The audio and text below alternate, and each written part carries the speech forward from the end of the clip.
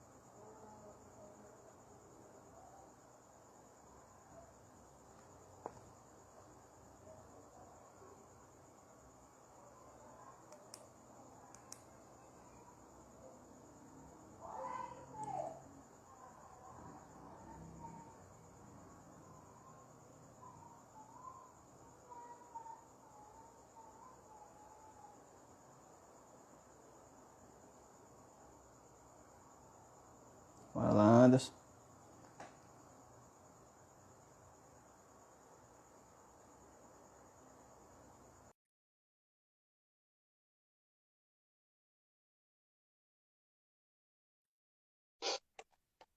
E aí, meu amigo, Pai do Senhor, Pode ser tudo o bem? varão, Como é que debaixo da tá? graça. Debaixo da graça. Graças a Deus. Esse aqui tá um pouco Espera. embaçado, mas dá pra ver um pouquinho, dá? Dá, tranquilo. Eu não queria Esperando mais nesse por a... causa disso, mas creio que dá pra ver aí o pessoal. Dá, dá.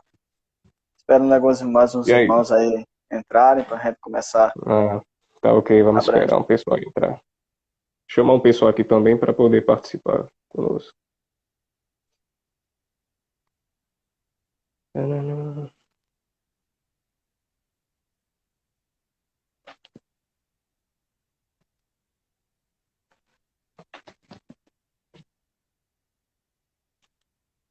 Preparar aqui. Aí no caso vai ser como? O senhor vai dar uma introdução do Uma rápida assunto? introdução e já você já abrange os demais tópicos aí. Amém. Tá certo. A gente vai falar acerca de um assunto muito importante para nós cristãos, que é acerca da justificação pela fé. O, Isso. pontos muito importantes que têm que ser abrangidos. Às vezes causa alguns pontos de discordância entre muitos, até teólogos, mas é um dos pontos mais importantes que o cristão ele tem que, com certeza, adquirir o conhecimento é acerca da justificação pela fé.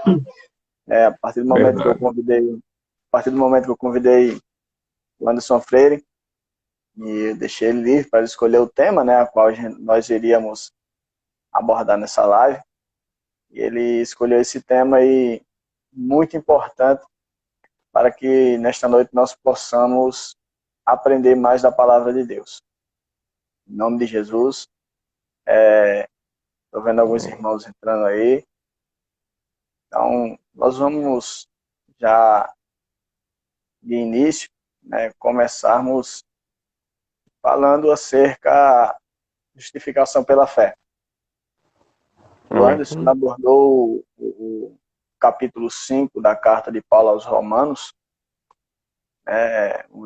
onde ele fala claramente acerca da justificação pela fé. Lembrando que as epístolas paulinas, né, ou as cartas paulinas, são de caráter históricos e doutrinários, né?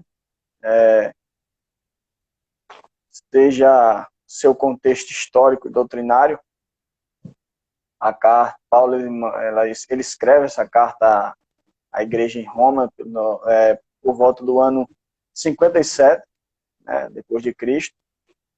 Lembrando que ela não é simplesmente uma carta, mas um tratado teológico e não simplesmente ela é tão profunda, meu amigo Anesildo, pastor Marcos, Deus abençoe a vida de vocês, ela tem um caráter tão profundo que, meio da teologia, ela é conhecida como o Evangelho de Paulo, né? E Paulo, a igreja que estava em Roma, Paulo ele não é o fundador desta igreja, né? Quando nós vamos observar, Paulo ele não é o fundador da igreja em Roma, né? E principalmente onde ele escreve, no capítulo 1, ele mostra claramente o desejo de ir visitar os irmãos que estavam em Roma. E para classificar isso, existem duas suposições. Teriam sido fundadas pelos judeus, né, que voltaram da festa do Pentecostes, e outra suposição é que os que foram levados cativos, né, que Roma tinha uma colônia judaica, pelos aqueles que foram levados cativos, e lá se tornando escravos, mais para frente criaram a sinagoga, e esses se tornaram seguidores de Cristo. Existem muitas interrogações acerca de quem fundou a igreja em Roma. Mas o que nós sabemos, de fato, é a suma importância da carta para nós. Certo escritor, ele falou, se nós lêssemos mais a carta aos Romanos, né, muitos problemas da igreja atual seriam evitados. E foi muito profundo, porque a carta ela abrange muitos pontos. E falando acerca da carta de Paulo aos Romanos, ela tem 4 tratados, né? Ela tem os tratados teológico, antropológico, histórico e ético, né? E falando acerca da justificação pela fé, né, lembrando que a justificação pela fé é essa doutrina que Deus traz para nós nessa noite, que o nosso irmão Anderson Freire vai frisar muito bem aqui para nós. Meu amigo Denis, Deus te abençoe, vai frisar para nós. A justificação ela teve 3 mudanças em nós. A primeira, a mudança foi nosso passado, nos trouxe paz com Deus, o nosso presente, que é a graça de Deus, e a futura, que é a glória de Deus, né? Onde a justificação ela substitui o juízo divino, né? Substitui a condenação. E neste momento eu já quero transmitir, né, para o nosso amigo Anderson Freire, que vai falar melhor acerca desse assunto nesta noite. Pai do Senhor, aos irmãos, a todos que estão aí nessa live. Tá me escutando bem aí? Tá bem? Tá sim. Graças a Deus. Então, vamos falar sobre a justificação pela fé. Eu acredito que é um assunto que muitas vezes é pouco se pregado, é pouco se abordado até muitas vezes em doutrinas de muitas igrejas, e é um assunto que de uns 4 meses para cá eu venho tentando focar mais nele para estudar, para meditar, para entender. Eu acho que na carta aos Romanos, eu acho até que em todo o Novo Testamento, é um dos capítulos mais importantes que nós temos dentre todo o Evangelho. Porque aqui a gente encontra o Evangelho em si, dentro dessa carta. E é muito importante que venhamos entender o que é a justificação pela fé. Quando a gente fala assim, ser justificado pela fé, o que seria isso? Eu aprendi que as obras, biblicamente, as obras, elas não nos justificam diante de Deus. O que nos justifica diante de Deus para sermos reconciliados com Deus, para termos acesso a Deus, para termos acesso à vida eterna, à salvação em Cristo, é apenas através da fé. Você pode fazer o que for para Deus, você pode servir como for, mas tudo que você fizer em obras para Deus, nada vai te justificar, nada vai te salvar, nada vai fazer com que Deus olhe para você e diga: eu me agradei da sua obra. É o suficiente para te salvar, é o suficiente para que eu venha se agradar de você. Se for pelas obras, o resultado é inferno, o resultado é a ira de Deus, o resultado é que nunca iríamos ser salvos e reconciliados pelas obras. porque tudo que a gente fizer ainda vai ser insuficiente, tudo que a gente fizer ainda vai ser pouco para que Deus olhe para a gente e diga: você fez o suficiente para ser salvo. Então, como é que a gente é salvo? Através da justificação pela fé. Ninguém é salvo pelas obras, mas a gente é salvo pela fé. A Bíblia diz que quando Deus falou com Abraão pela primeira vez, a Bíblia diz que Abraão creu, e isso foi lhe imputado por justiça. Abraão não tinha feito nenhuma obra para Deus, para agradar a Deus ou para Deus o chamar para ser pai de uma grande nação. Simplesmente o que aconteceu? Ele ouviu a voz do Senhor, ele creu ali, e a Bíblia diz, isso foi colocado como justiça para Abraão. Então isso é a justificação pela fé, através de Cristo Jesus. Então é a nossa fé em Cristo, no seu sacrifício, na obra da cruz, que nos dá a reconciliação com Deus, que nos traz paz com Deus, que traz o acesso como se Jesus fosse um canal que leva o homem até a Deus. Fora de Cristo não há acesso a Deus. Fora de Cristo não há como a gente ter acesso ao Senhor, nem Ele ter acesso a nós. Mas é através do seu sacrifício e através da fé também nesse sacrifício, que Deus ele tem misericórdia e nos dá a graça. Aí aqui no verso, vou começar aqui no capítulo 1, que diz assim: sendo, pois, justificados, em Romanos capítulo 1, Romanos capítulo 5, verso 1 até o verso 11. Capítulo 1 diz assim: sendo nós, pois, justificados pela fé, nós agora temos paz com Deus, por nosso Senhor Jesus Cristo. Então, eu queria falar sobre as 3 bênçãos da justificação pela fé. Quais são as 3 bênçãos que nós ganhamos através dessa justiça pela fé? A primeira bênção é a paz com Deus. Através dessa justificação em Cristo, para a nossa vida pelo seu sacrifício, nós temos paz com Deus, que está aqui no verso 1 ao verso 2, que diz: pelo qual, sendo justificados, temos paz com Deus, pelo qual também temos entrada pela fé a esta graça, na qual estamos firmes e nos gloriamos na esperança da glória de Deus. Então, essa paz com Deus, ela é um estado. É um estado que você sente. Não é uma experiência, mas é um estado que você sente, que só quem é justificado por Deus, só quem é salvo, só quem é escolhido, sabe o que é esse estado.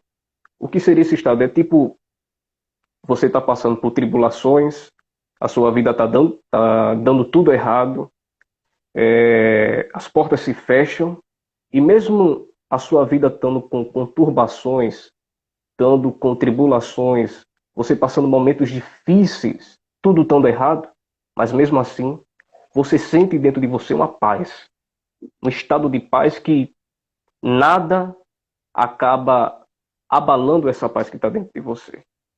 Então, a justificação pela fé, quando cremos em Cristo, quando cremos em Deus, quando essa fé está dentro do nosso coração e somos justificados, a primeira coisa que ela traz é um estado de paz. Você sente uma paz que não pode ser abalada. Tudo pode estar errado, às vezes nada dá certo na sua vida, mas você sente aquela paz dentro de você. E é o estado que a gente vive. Então essa paz com Deus significa que Deus ele não está mais em guerra com o homem. Porque a Bíblia diz que Deus estava em guerra com o homem.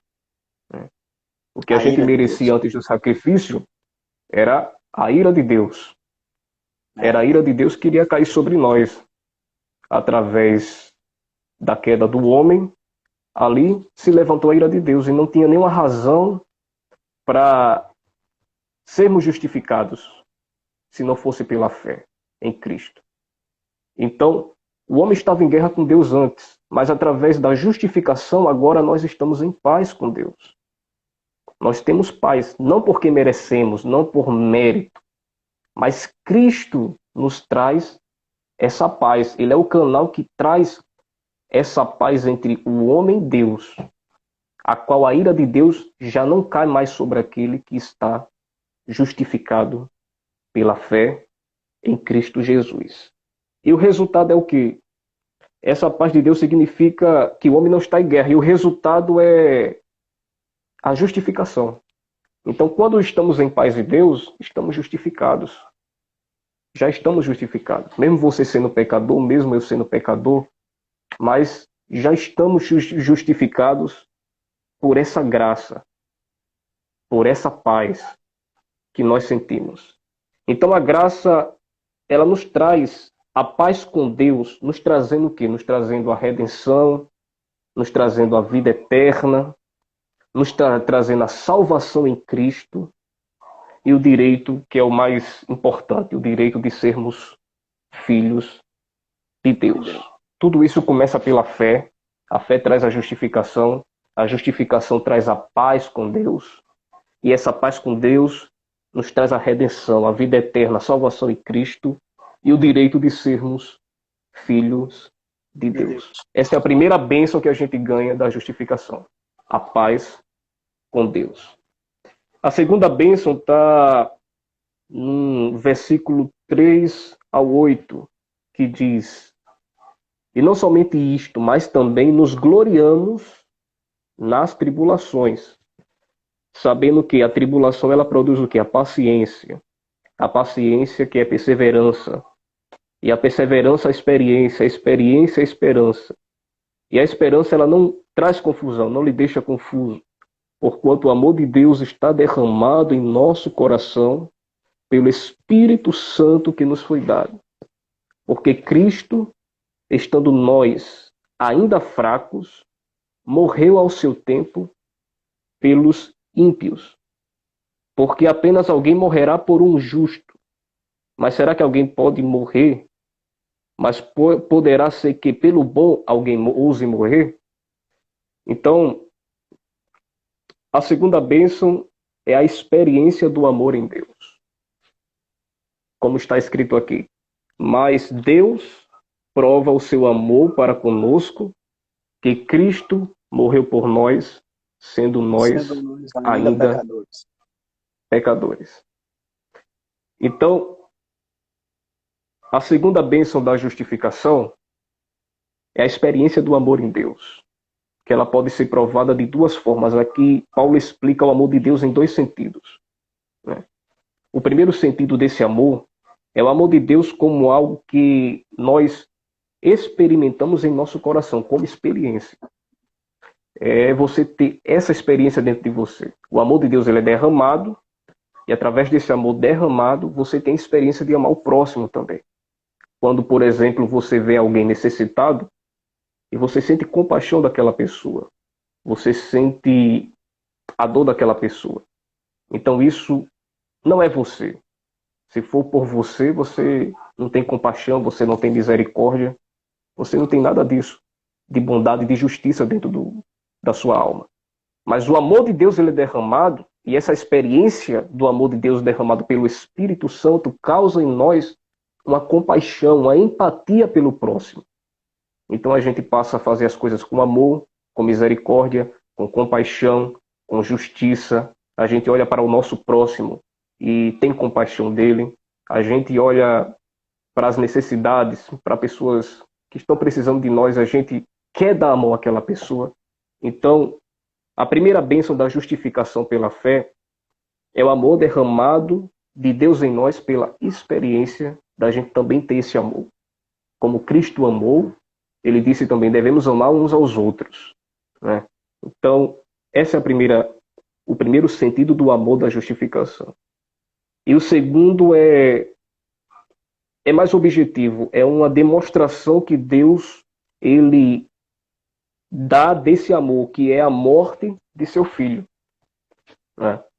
Então a segunda bênção desse amor é a morte, o sacrifício de Cristo por nós, a qual ele nos abençoa, trazendo essa paz, trazendo essa experiência, trazendo essa bênção que é Cristo ter morrido por nós, ter derramado ali toda a sua ira em Cristo, através do seu amor, que ele teve pelo homem sem mérito nenhum, que nós não teríamos mérito para isso, mas o seu amor foi maior do que a sua ira, aonde, como diz a Bíblia, aonde abundou o pecado, superabundou, foi maior, foi mais transbordante a graça de Deus. Então não existe maior bênção para o ser humano em ele ter a consciência e ele saber que Deus, lá dos altos céus, irado com o homem, não tendo motivo nenhum de salvar o homem por causa do seu pecado, porque a natureza do homem é pecar, é falhar, é errar, é levantar a ira de Deus, é se distanciar de Deus, desde Adão, quando ele caiu. Sabendo isso, mesmo assim, o seu amor foi maior.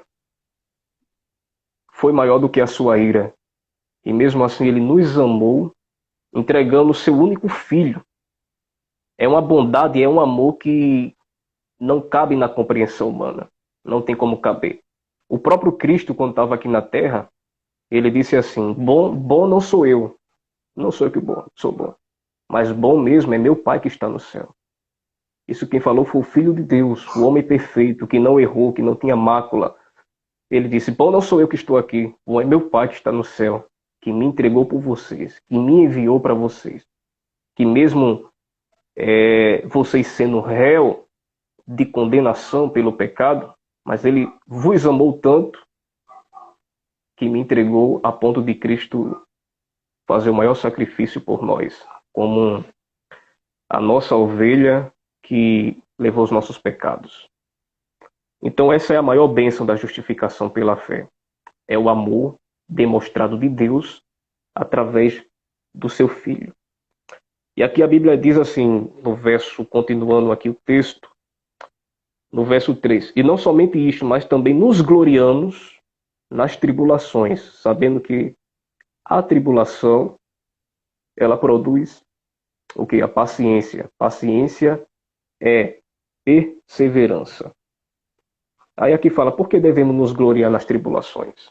Será que é fácil a gente se gloriar nas tribulações? Quando tudo vai bem, a gente parece que tem motivo, né, de se gloriar, de se alegrar, de estar de cabeça erguida. Agora Paulo aqui está falando ao contrário. Ele disse, se glorie nas tribulações, o que não é fácil. Porque aquele que foi justificado na fé em Jesus Cristo, ele se gloria não só na manifestação da glória de Deus, não é só nisso, mas ele se gloria também nas tribulações. Aí por que eu devo se gloriar nessas tribulações? Porque, primeiro, a perseverança, ela é a paciência, que no caso significa perseverança, ela é a capacidade de você crer em Deus quando tudo está errado. Isso é paciência, isso é perseverar. É você continuar crendo em Deus quando tudo está errado. Quando tudo está indo contra você. Quando você está passando por lutas, por tribulações, por tentações, nada está fácil.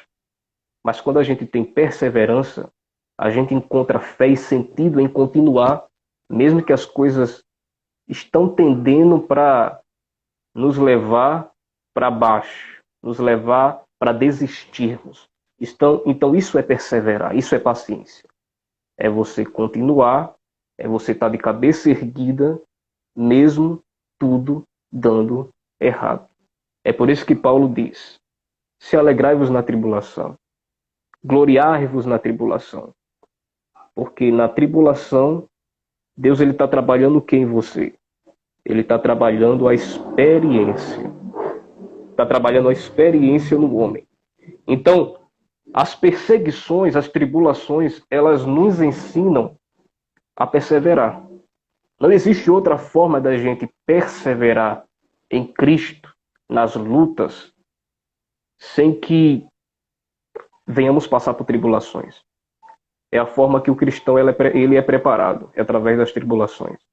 Ninguém é preparado na zona de conforto. Ninguém é preparado quando tudo está bem. ninguém amadurece, ninguém reconhece seus erros, ninguém é aperfeiçoado quando as coisas estão tudo indo bem, quando está tudo fácil. O verdadeiro cristão, salvo em Cristo, ele é preparado nas tribulações. É por isso que Paulo diz: gloriai-vos nas tribulações, alegrai-vos na tribulação, porque a tribulação está produzindo em você perseverança. E a perseverança ela vai produzir experiência. E a experiência vai trazer esperança, não só a esperança na glória futura da vinda de Cristo, que é o que nos segura a não desistirmos, mas a esperança em tudo em Deus. A esperança por uma promessa, a esperança por algo que Deus ele te prometeu, a esperança por dias melhores, a esperança em tudo. Então, a gente só aprende a perseverar nas tribulações. Então, devemos, nesses momentos, também nos gloriar, sabendo que isso pode ser um meio que Deus ele está cuidando de nós também. Às vezes a gente pensa que é o contrário, que nas tribulações Deus ele está começando a se distanciar, que a gente pode estar desagradando a Deus. Mas muitas vezes é o contrário. Deus ele está usando essas tribulações para se achegar a nós, para nos preparar para a sua vontade, para nos preparar para o seu propósito.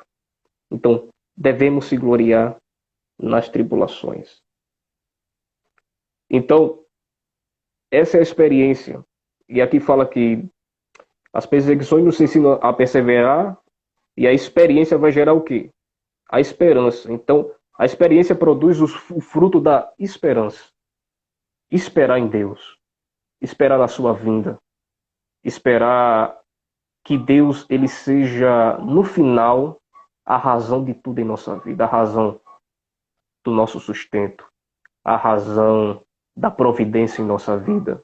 A razão de tudo aquilo que está vindo como bênção para a nossa vida.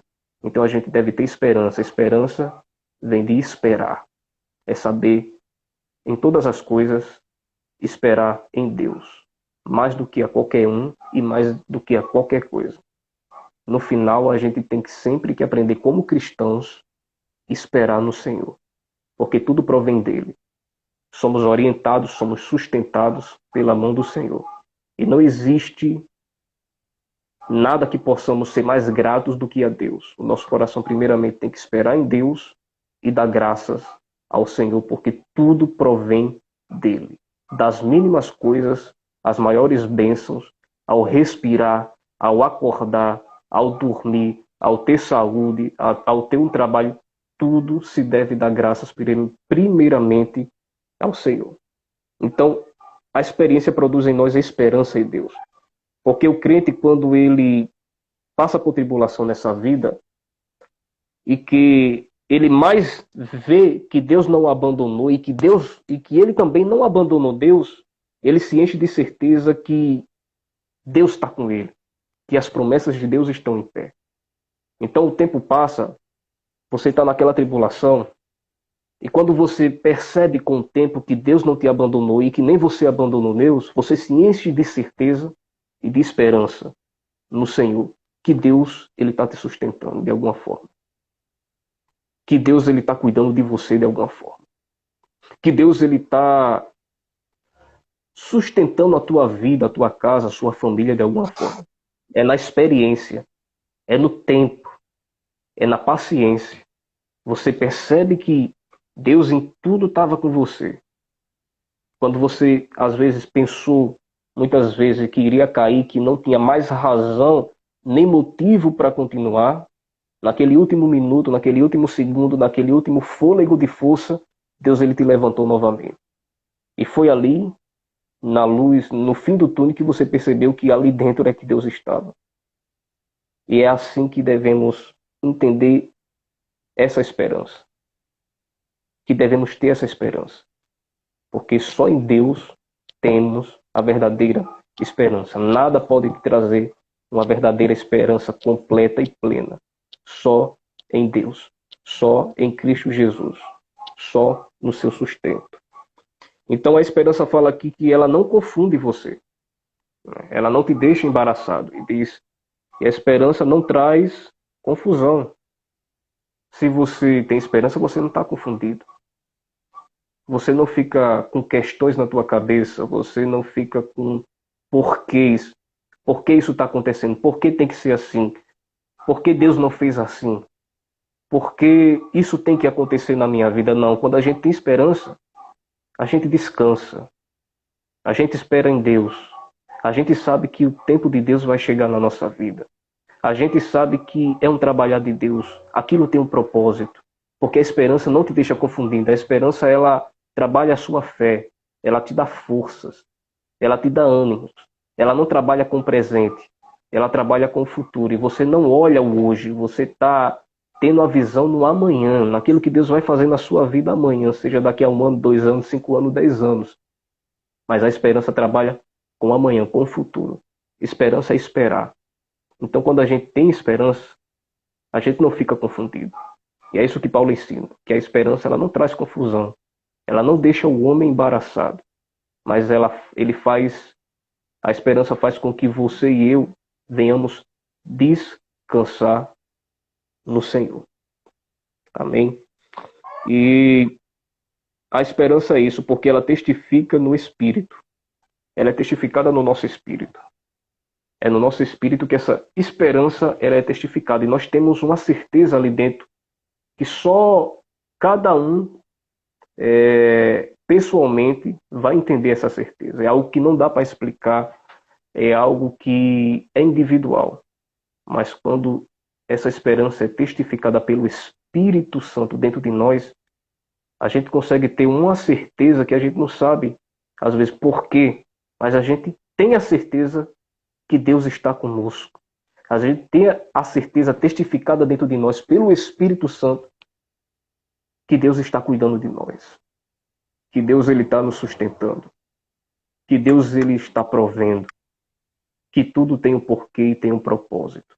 Que Deus ele está nos aperfeiçoando em meio às tribulações, em meio às perseguições, em meio às angústias. Mas a esperança testifica dentro de nós pelo Espírito uma certeza que dá dentro do nosso coração que Deus ele está presente e não nos deixará cair como quando somos cristãos, crentes, fiéis no Senhor. E o verso 7 fala aqui, porque alguém morreria por um justo. É fácil morrer por um justo, pois pelo bom alguém pode morrer, mas Deus prova o seu amor para conosco em que Cristo morreu por nós, sendo nós ainda pecadores. Então, o que Paulo quis dizer aqui nesse versículo? Que morrer por alguém bom, pode até aparecer alguém que morra por alguém bom, alguém que fez bondade, alguém que tenha mérito. Às vezes aparece você morrer, às vezes por um ente, por algum motivo. Por alguém bom, outro ser humano pode aparecer e morrer por esse. Pelo seu legado, pela sua bondade, pela vida que ele teve. Né? Às vezes doando algum órgão, né? Doando um rins para outro. Dá a sua vida. Mas Cristo não. Cristo ele morreu por nós, sendo nós ainda pecadores. Sendo nós ainda distantes de Deus. Ele morreu por nós sem nenhum mérito que não tínhamos diante dele.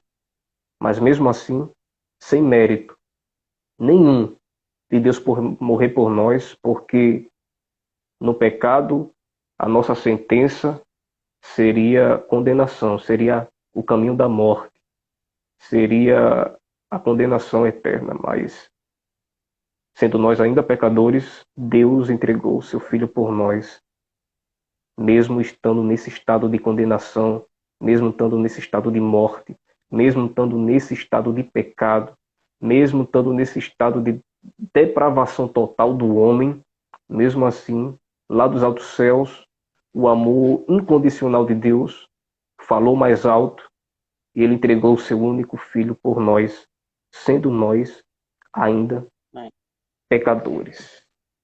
Então, continuando aqui, a terceira bênção da justificação, falamos da primeira que foi a paz com Deus, a segunda que foi o amor de Deus, né, como experiência e como prova, entregando Cristo por nossa vida.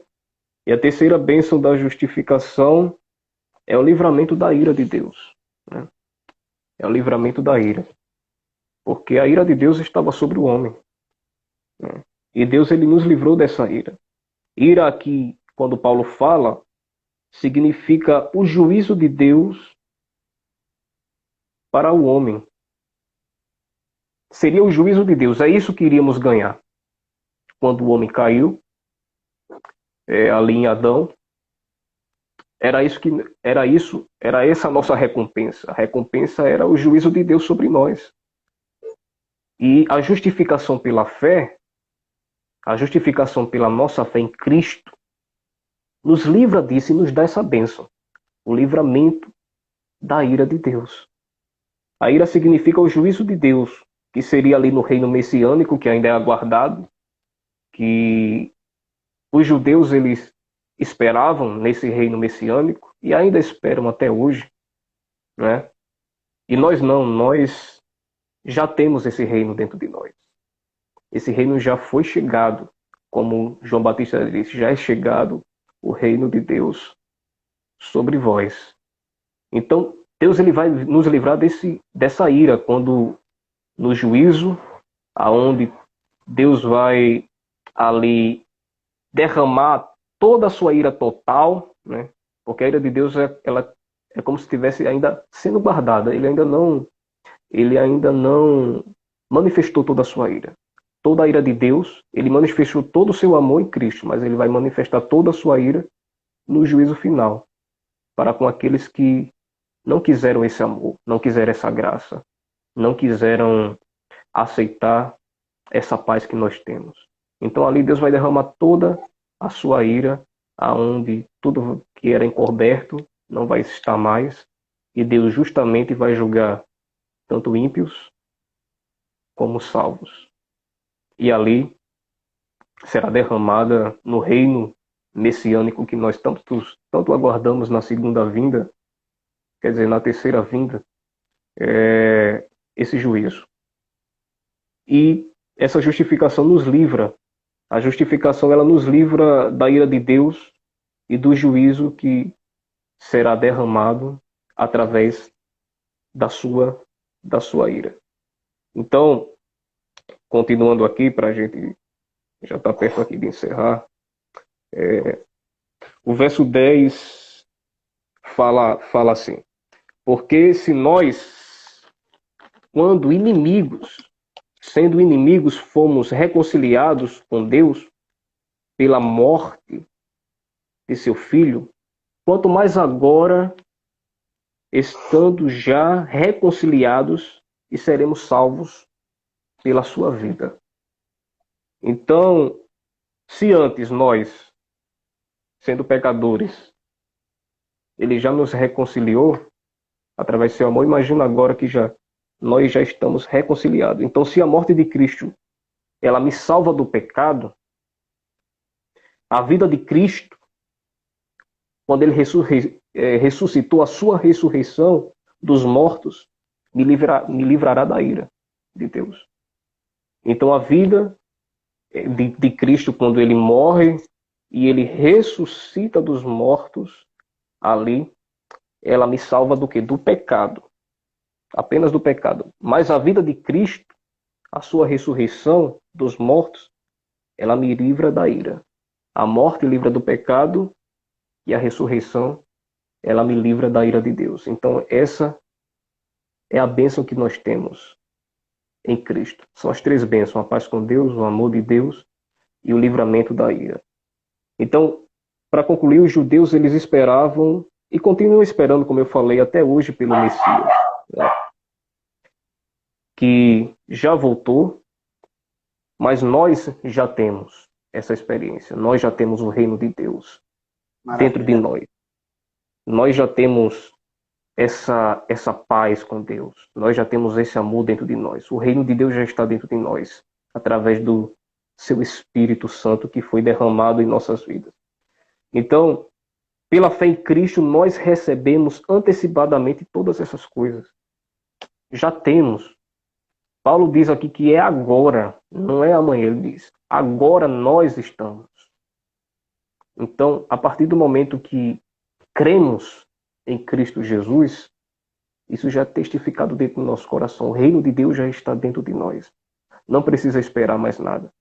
Esperamos sim pela completude de tudo, mas já podemos ter a experiência do reino de Deus dentro de nós, através da paz com Deus, através da experiência do amor de Deus, através do livramento da ira, da ressurreição, do perdão de pecados, da justificação.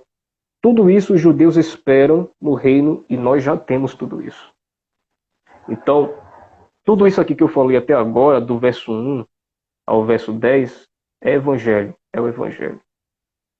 Isso é o cristianismo, isso é a obra da cruz. Isso é ser cristão, entender o que é ser cristão. É tudo isso que eu falei. A justificação pela fé é o único caminho que nos leva ao Senhor. Você pode procurar qualquer outro caminho, mas todo caminho que você pegar, todo caminho que você for, nunca vai te levar a Deus. O único caminho, o único mediador entre Deus e os homens é Cristo. Porque a Bíblia diz só Ele é o único caminho. Não é o caminho, é o único. É a única verdade. E é aquele que de fato nos traz a vida. Então, só podemos alcançar a Deus através de Cristo Jesus. Não existe outro meio, não existe outro caminho. Você nunca vai chegar a Deus, você nunca vai estar em paz com Deus, você nunca vai agradar ao Senhor, você nunca vai ser sustentado, cuidado, salvo, ter os benefícios do amor de Deus para a sua vida, se você primeiro não pegar o canal que é Cristo. Ele é o canal que te leva a Deus. É o único. É o único. Então que possamos todos os dias dar graças a Deus. Todos os dias agradecer. Não importa como esteja a nossa vida. Ele já nos deu a maior bênção, que é a salvação, que é a vida eterna, que é a reconciliação com Deus, que é o perdão de pecados, que é estarmos diante de Deus como justos. Não somos justos por mérito, mas Cristo, como um advogado, ele nos faz justos diante de Deus. Então que todos os dias possamos agradecer a Deus por isso. Primeiro pelo seu sacrifício, porque ninguém teria capacidade de fazer o que Cristo fez por nós. E ninguém também se entregaria para fazer o que Cristo fez por nós. Então que possamos ser gratos a Deus todos os dias por esse sacrifício que salvou a sua vida, que salvou a minha vida, que nos traz essa paz com Deus, que nos livra da ira, que o amor de Deus todos os dias é derramado em nosso coração, cuidando de nós, nos sustentando, abrindo portas nas nossas vidas, nos abençoando em todos os sentidos. E possamos primeiro ser gratos por isso. E segundo, porque Deus, através do sacrifício do seu Filho, nos trouxe a vida eterna, a salvação, a paz com Deus e tudo aquilo que essa justificação ela pode nos trazer. Então nunca perca sua fé em Cristo, nunca perca sua fé em Deus, porque a única forma de você alcançar a Deus é pela fé. Você pode fazer o que você for. Você pode estar na igreja todo dia, você pode cantar, você pode pregar, você pode fazer missões. Chegar diante de Deus com essas obras, o resultado vai ser só a ira de Deus caindo sobre nós. Porque somos tão pequenos e tão imperfeitos diante de Deus que nada que venhamos fazer para Ele vai de fato chegar ao ponto dele dizer foi o suficiente. Nunca vai ser o suficiente. Então, a única forma que Deus viu de poder salvar o homem foi derramando a sua ira no seu Filho. Foi entregando o seu Filho para que naquele sacrifício todos os pecados da humanidade, passado, presente e aqueles que ainda vão nascer, todos os pecadores, em seus pecados, caíssem sobre ele naquela hora. Então ali a ira de Deus foi derramada e os pecados do homem foi derramado ali, naquele momento onde ele estava naquela cruz. Então ele carregou sobre si os nossos pecados, para que através dele, na sua ressurreição, possamos também ter a vida em Cristo. Então que Deus abençoe a todos os irmãos Eu espero que isso aí venha ter te edificado, tenha de alguma forma ter te trazido ânimo, força, entendimento do que, da importância dessa fé que não pode morrer em nosso coração, da importância desse sacrifício de Cristo, da importância dessa paz com Deus através dessa fé. Agradeço aí ao meu amigo, ao meu irmão Adiel. Estamos sempre aqui juntos. Qualquer coisa, nós estamos aqui para servir. Sempre é uma honra Amém. estar aí. Deus abençoe a cada um dos irmãos que estiveram conosco. E é isso. Valeu, obrigado. Deus Graças a abençoe. Deus, graças a Deus. Um assunto muito importante, né? Transmitido aí pelo nosso amigo Anderson Freire. É, antes de nós encerrarmos, eu queria fazer duas perguntas, né? Desde já Faça. também já agradecendo. A irmã Gleisiane, minha irmã do coração, nosso amigo Diego, pastor Ticiano, que estava por aí, Tauan Marinho, pregador, servo de Deus, nosso amigo Marcone, minha mãe, estava por ali. Então, irmãos, é motivo de gratidão estarmos aqui, né? E como o Anderson falou, né, repetiu algumas vezes, é importante que isso esteja dentro de nossos corações. Nosso amigo irmão Fábio, Deus te abençoe. A cédula que era contra nós, ela foi aniquilada na cruz do Calvário. Hoje nós somos justificados pela fé, mediante a Cristo, né? A partir do momento que Cristo disse tetelestai, né? A dívida ali ela foi paga, a cédula foi aniquilada e tudo que era contra nós foi lançado em Cristo. Nós estamos aqui porque Cristo morreu na cruz por nós e ressuscitou para nos livrar da condenação, como também já foi ministrado. Nós encerramos, Anderson, eu queria lhe fazer duas perguntas, né? A primeira é como você vê hoje o evangelho nos nossos dias? Você vê que a mensagem da cruz, a mensagem da justificação, a mensagem da volta de Cristo, do arrebatamento, tem fugido nos nossos púlpitos nos dias de hoje? Meu irmão, eu posso dizer que o assunto que mais tem fugido, às vezes é até um pouco difícil, polêmico falar sobre isso. Às vezes até tenho um pouco de receio até de falar nas redes sociais sobre isso. Mas o que de fato tem mais fugido, o assunto que tem mais fugido em nossos públicos é o Evangelho, né? Para ser aqui aberto e sincero, a mensagem que é entregue hoje em uma grande parte, não em todas, graças a Deus temos igrejas que sustentam a doutrina, sustentam a verdadeira palavra, sustentam a pregação do Evangelho, mas infelizmente está se levantando muitas igrejas que vêm com aquelas mensagens É autoajuda? que autoajuda, que massageia o ego, aquelas mensagens que é mais palestra, como se fosse um coach ministrando do que um verdadeiro ministrante da palavra. E isso acaba distorcendo a palavra e fazendo com que aqueles que estão ouvindo entendam errado o verdadeiro sentido do que é ser cristão, né?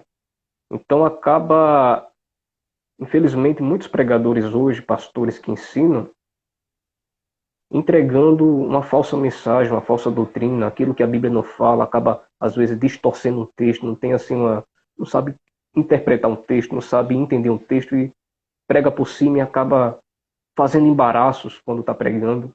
Então, eu digo que sim, o evangelho infelizmente está se fugindo muito dos púlpitos.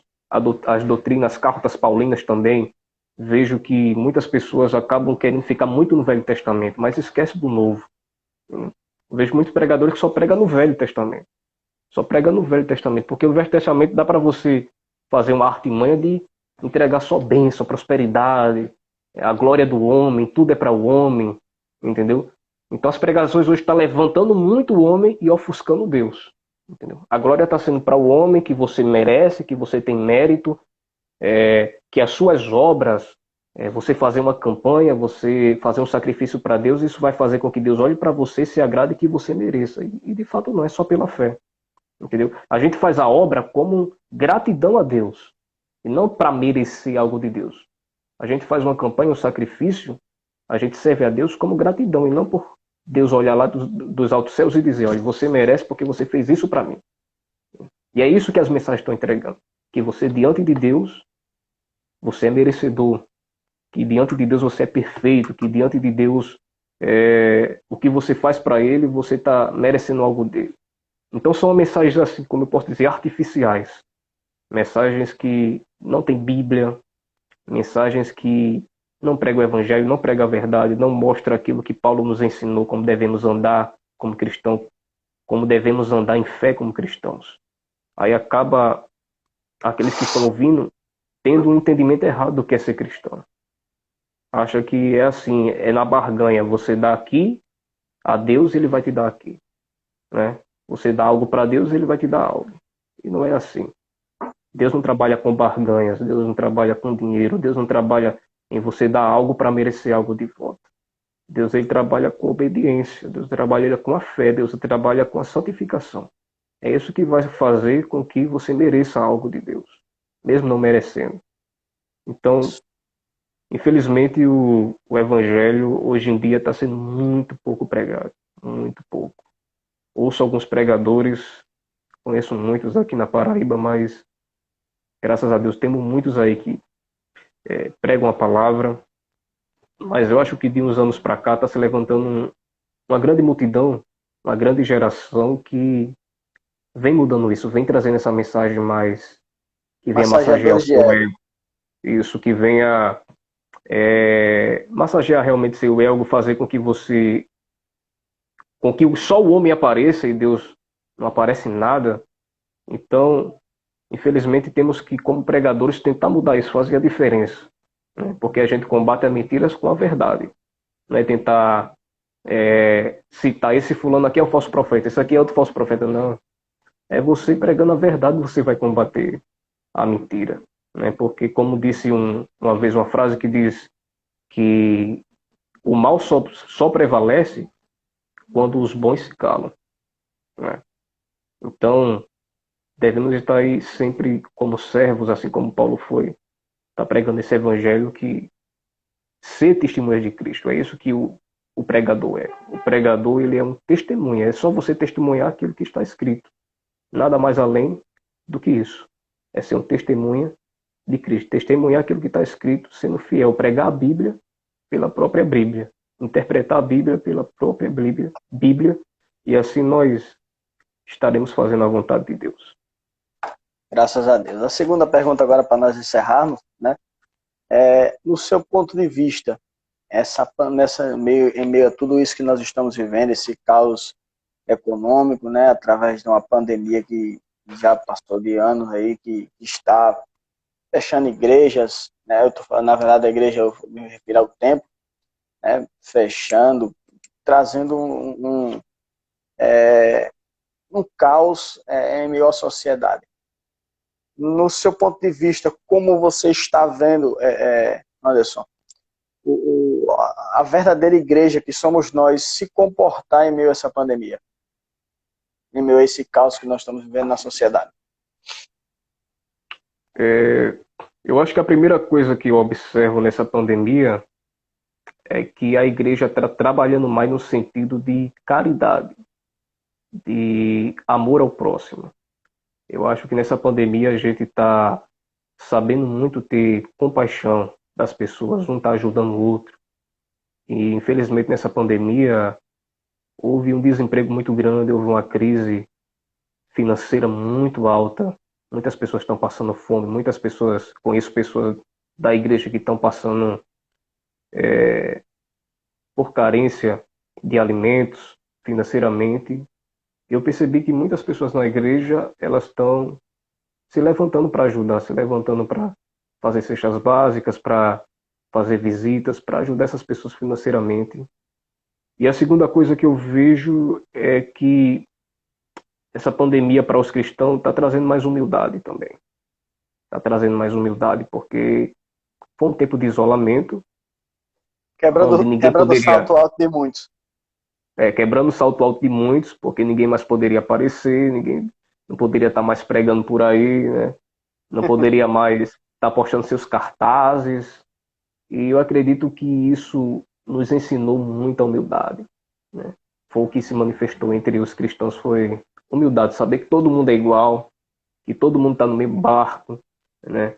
Que todo mundo está na Iremos para o mesma mesmo céu. crise, iremos para o mesmo céu, e ninguém é melhor que ninguém, ninguém é mais alto que ninguém porque tem agendas, porque é pastor, porque tem um título, porque tem um cargo.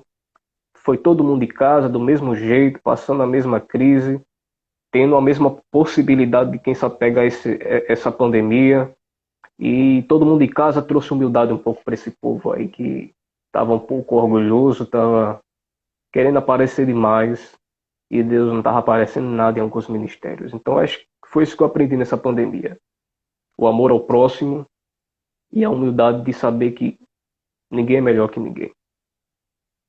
Graças a Deus. Nós vamos encerrar, irmão, nesse momento. Eu quero agradecer mais uma vez ao meu amigo Anderson Freire. Deus te abençoe Amém, meu ricamente. irmão. Estamos sempre aqui disponíveis. Amém. Deus, muito obrigado. E Eu que aos irmãos agradeço. que estão lá, online, eu vi o irmão Fábio entrando aí, né, recentemente. Ah, o Afonso, nosso amigo, a irmã Emily, né? Deus abençoe a vida de vocês. E estaremos, irmãos, fazendo um esforço para sempre estar fazendo essas lives. Eu nunca era de estar fazendo essas lives, mas nasceu no meu coração esse desejo e sempre estaremos se esforçando para trazer alguém aqui para ser canal de Deus, para nós tratarmos de alguns assuntos bem importantes. Estou tentando conversar com um amigo meu aí, para que ele possa transmitir a palavra sobre o verdadeiro evangelho que está faltando Cristo, né? Em muitos lugares, né? Para que o verdadeiro evangelho seja pregado. Então, próxima live, em nome de Jesus, estaremos com um novo convidado aqui. Muito obrigado, Anderson. Né? Que Deus continue abençoando Eu sua que vida, seu agradeço, meu irmão. ministério, sua Amém. E família vamos fazer ricamente. um aí, eu vou convidar o senhor também. A gente faz um aí, vou ver um assunto depois. Em nome de Jesus. Deus te Bom, abençoe. Abraço a amém. todos, irmãos. A paz do Senhor Jesus.